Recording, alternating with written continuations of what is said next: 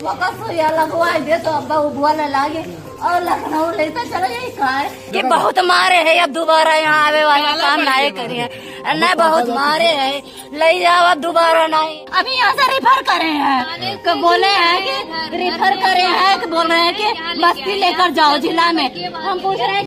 ये जो स्क्रीन में आपको एक महिला रोती हुई दिखाई दे रही है, जिसने अपने लड़के की डेड बॉडी को अपने सीने से लगा के वह रो रही है। ये तस्वीर में आपको महिला दिखाई दे रही है, ये और कोई नहीं बल्कि एक माँ है, जो कि अपने नाबालिग बेटे की डेड बॉडी को अपने सीने से लगा के रो रही है। और ये पुलिस पर आरोप लगाते हुए बता रही है कि मेरे बेटे की जो जान ली है वो पुलिस कर्मचारियों ने ली है।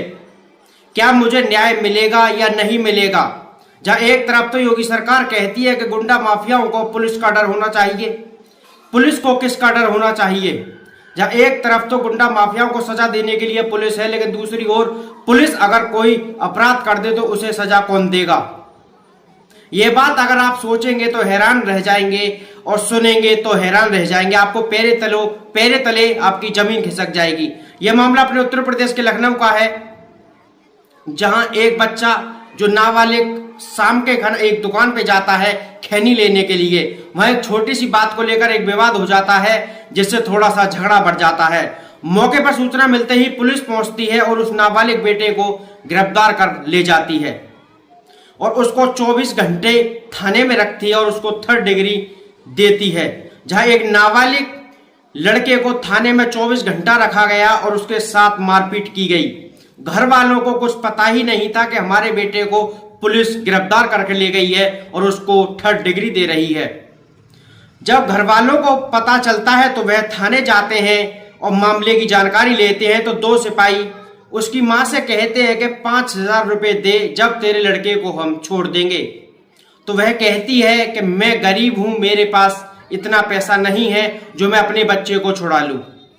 आप इसको यहीं पकड़ के रखिए, आप जब इसे छोड़ें जब छोड़ देना। तो पुलिस और गुस्से में आ जाती है और लड़के के साथ काफी मारपीट करती है। रात में जब लड़के की हालत गंभीर हो जाती है, मारपीट से जब लड़का तड़पने लगता है, मुंह में से खून की उल्टी करने लगता है, तो पुलिस कर्मचारी घबरा जाते हैं और उस लड़के को उसके घर पे फेंक जाते हैं।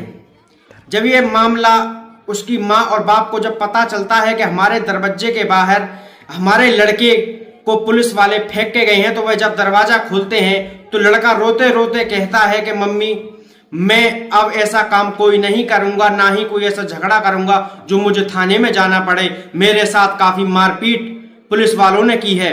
वह रोता है और अपने मुंह में से खून की उल्टी करता है। तो घर वाले परेशान हो जाते हैं और घबरा जाते हैं और अपने लड़के को नजदीकी अस्पताल में लेके पहुंचते हैं, जहां अस्पताल में हालत गंभीर होने के कारण उसको रेफर जिला अस्पताल कर दिया जाता है। जब एक मां अपने बेटे को लेकर जा रही थी तो रास्ते में ही उसका बेटा दम तोड़ देता है, जिससे मां दंग रह जाती है, सोच में पड़ जाती है कि मेरा नाबालिग बेटा मुझे छोड़ के चला गया। और वह यही कहती है कि ये इसकी जो हत्या की है वह पुलिस वालों ने की है। सूचना मिलते ही पुलिस के आला अधिकारी मौके पर पहुंच जाते हैं और मां के जब बयान लेते हैं तो मां के आरोप लगाते हुए बता रही है कि जो मेरे बेटे की ये हालत की है, जो मेरे बेटे की जो हत्या की है वह पुलिस कर्मचारियों ने की है। वह नाबालिग था और थोड़ा ऊंचा सुनता था। पुलिस वालों को थोड़ा सा भी तरस नहीं आया कि मैं एक नाबालिग लड़के के साथ मारपीट कर रहा हूं और मुझसे 5000 रुपए मांगे। अगर मेरे पास 5000 रुपए होते तो शायद मेरा लड़का जिंदा होता। उसने रोते रोते मेरी गोद में दम तोड़ा है और कहता रहा कि मम्मी मुझे बचा लीजिए, मैं जीना चाहता हूं, मैं मरना नहीं चाहता। लेकिन उसके लड़के ने उसकी गोद में ही दम तोड़ दिया। जहां मौके पर आला अधिकारी पहुंचे हैं और उन्होंने कार्रवाई करते हुए 2 सिपाहियों को सस्पेंड कर दिया है और अब पुलिस ने डेड बॉडी का पंचनामा भरकर पोस्टमार्टम के लिए भेजा गया है। जहां पोस्टमार्टम की रिपोर्ट आने का आला अधिकारी इंतजार कर रहे हैं और आगे विधिक कार्रवाई की जाएगी। जहां पुलिस जनता की रक्षक बताई जाती है, जहां रक्षक ही भक्षक बन जाएंगे तो जनता कैसे जिएगी, कैसे गरीब आदमी जिएंगे। जहां पुलिस वाले गुंडागर्दी करते हैं तो इनको सजा कौन देगा? जब कोई व्यक्ति गुंडागर्दी करता है तो उसको सजा पुलिस देती है, लेकिन पुलिस ही अगर गुंडागर्दी करेगी तो उनको सजा कौन देगा? ये योगी सरकार से ये सवाल है। उस माँ का ये आरोप लगा रहा, उस माँ ने ये पुलिस वालों पर आरोप लगाया है कि मुझे इंसाफ मिलेगा या नहीं मिलेगा। या आप इस बात को देख सकते हैं कि जो 2 पुलिस सिपाहियों को सस्पेंड किया गया है उनके खिलाफ आगे कोई विधिक कार्रवाई होगी या नहीं होगी। Bureau report, India crime news, मैं मनीष ठाकुर। दिनों रात वही रखे थे, खूब मारे पीटे थे जो भी किए। सुबह जबरदस्ती हम उसका हम बोल रहे थे यहाँ थाने पर आओ, नहीं तो कहीं भेज देंगे, उसे पता नहीं लगेगा वो कहाँ चला गया। हम डर के नाते गए, वो आएगा कोचिंग से तो आएंगे, बोले उसे तुरंत फोन करके बुलाओ। हम 2 बजे थाने पे गए, वहाँ से बोलने लगे कि ऐसे ऐसे करा है, 5,000 रुपया लगेगा, कौन देगा। हमने कहा वो बच्चा है। वहाँ पुलिस वाले थे, बोल रहे थे 5,000, किसी को झगड़ा किए थे, वो भी वहाँ बैठा है, 5,000 लगेगा, कौन देगा। हमने कहा भैया उन्हें डरवाइए और हमें हमारे पास नहीं से पूछिए, अगर वो लिए थे 5,000 तो वो क्या किए। बोला हम एक को पैसा नहीं लिए थे।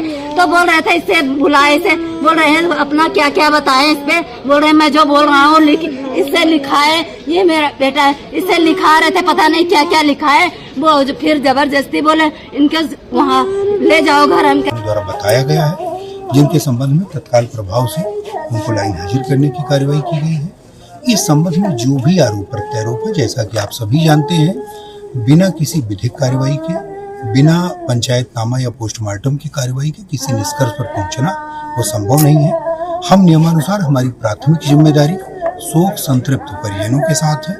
हमारी प्राथमिक जिम्मेदारी है कि विधिक प्रक्रिया के अंतर्गत हम पंचनामा कराकर पोस्टमार्टम की कार्रवाई डॉक्टर पैनल विद वीडियोग्राफी से कराएं। जो भी पंचायतनामा में और पोस्टमार्टम की कार्रवाई में तथ्य प्राप्त होते हैं, जो भी अन्य चीजें सामने आती हैं, वो हम कार्रवाई